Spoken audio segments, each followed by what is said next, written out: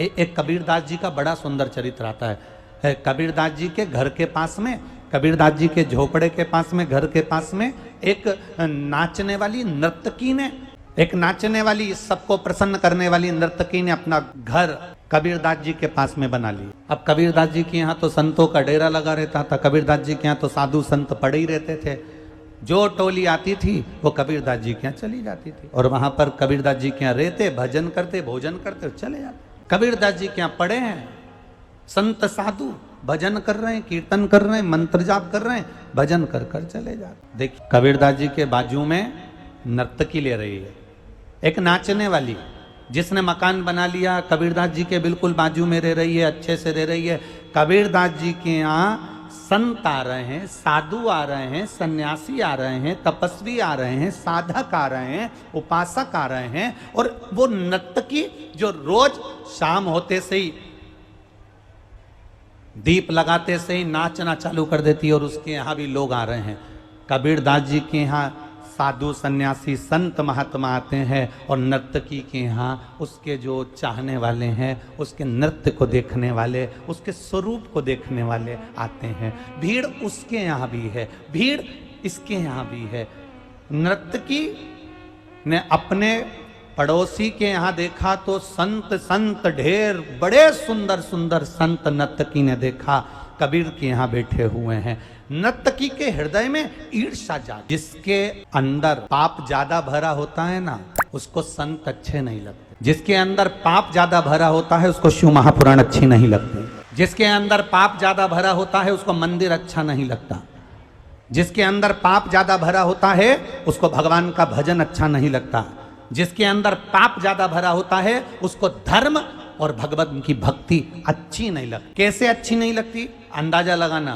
पाप बढ़ता है तो भगवान अच्छा नहीं लगता, प्रवचन अच्छे नहीं लगते, शिव पुराण अच्छी नहीं लगती, शंकर मंदिर जाना अच्छा नहीं लगता, लोगों की सीख देना अच्छा नहीं लगता, कोई आपको समझाए आपको अच्छा नहीं लगता। जब पाप बढ़ता है तो अच्छे कार्य अच्छे नहीं लगते। उसी तरह जैसे पाप बढ़ा तो कथा भागवत सत्संग भजन संत मंदिर अच्छे नहीं लगते, उसी तरह जैसे पाप बढ़ने पर ये अच्छे नहीं लगते, उसी तरह शरीर में ताप बढ़ने पर, ताप मतलब बुखार, शरीर में जब बुखार आता है, ताप बढ़ता है, तो ईमानदारी से बोलो भोजन अच्छा लगता है क्या?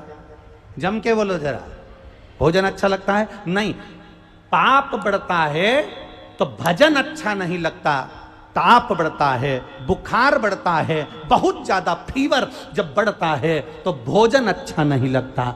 और ध्यान रखना, जिस दिन तुम्हें शिव पुराण अच्छी ना लगे, जिस दिन तुम्हें भजन अच्छा ना लगे, जिस दिन तुम्हें कोई मंदिर जाना अच्छा ना लगे, जिस दिन तुम्हें कोई सत्संग में जाए तो अच्छा ना लगे, जिस दिन तुम्हें कोई भगवान की भक्ति में डूबता हुआ अच्छा ना लगे, समझ लेना कि तुम्हारे को पाप ज्यादा बढ़ गया। इसलिए हमारा मन कथा सत्संग भजन कीर्तन में नहीं लग रहा, हमारे स्मरण में नहीं लग रहा। जरूर मेरे जैसे ताप बढ़ता है तो भोजन छूट जाता है, बुखार बढ़ता है तो भोजन छूट जाता है, पाप बढ़ता है तो भजन छूट जाता है, पाप बढ़ता है तो शिव महापुराण छूट जाती है, पाप बढ़ता है सत्संग छूट जाता है, पाप बढ़ता है मंदिर छूट जाता है। उस नर्तकी ने ये मन में विचार करा कि मेरे यहाँ लोग कम आते हैं और इस कबीरदास जी के यहाँ ज़्यादा जाते हैं, अंदर से पाप ज़्यादा बढ़ गया। तो उस नर्तकी ने अपने चाहने वाले से कहा लगा दे आग कबीरदास की कुटिया में। नर्तकी ने अपने चाहने वाले से कबीरदास जी की कुटिया में आग लगाई। कबीरदास जी की कुटिया धधक धधक कर जल रही थी। कबीरदास जी से किसी ने कहा तुम्हारा मकान जल रहा है। कबीरदास जी बोले जलने दो, क्या करें, जल जाए तो जल जाए, उसने बनवाया था, उसी ने आग लगा दी, अपन क्या कर सकते। अब क्या हुआ, कबीरदास जी तो बैठ गए भजन गाने, हवा का झोंका चला और हवा जाना थी इधर, हवा का झोंका पड़ गया बेस्या के घर के उधर और मालूम पड़े 2 मिनट में बेस्या का घर भी खाक हो गया, उस नर्तकी का घर भी खाक हो गया, उस वैश्या का घर भी खाक हो गया। वैश्या दौड़ती दौड़ती कबीरदास जी के पास पहुंची। कबीरा कबीरा, बाबा जी, संत जी, गुरु जी, ये तो बताओ तुमने ये क्या कर दिया। इतने में कबीरदास जी बोले बहन मैं तो यहाँ बैठा हूँ, मैंने तो कुछ भी नहीं करा। कबीरदास जी तुम्हारे घर में आग लगी थी, मेरे घर में आग कैसे लग गई? कबीरदास जी कहते हैं मालूम नहीं, पर इतना जरूर जानता हूं, तेरे यार ने मेरे यहाँ आग लगा दी और मेरे यार ने तेरे यहाँ आग लगा दी। तेरे यार को तो घासलेट के तेल की जरूरत पड़ी थी, माचिस की जरूरत पड़ी थी, मसाल की जरूरत पड़ी थी, पर मेरा जो यार है उसको किसी चीज की जरूरत नहीं पड़ती। जब वो आग लगाता है तो लोग देखता रहता। इतनी चाहत। कबीरदास जी ने नर्तकी से कहा, दुनिया के लोगों ने तेरा स्वरूप देखकर तुझे चाहा है, पर एक भक्त जो होता है ना, उसको भगवान कभी नहीं दिखता, उसके बाद भी वो उसको दिल से चाहता है। जो दिखता नहीं है ना, वो भी बिना देखे ही कुछ कमाल कर कर चला जाता है। वो आता है और कब कमाल करता है पता नहीं। एक पत्र आया है, देख।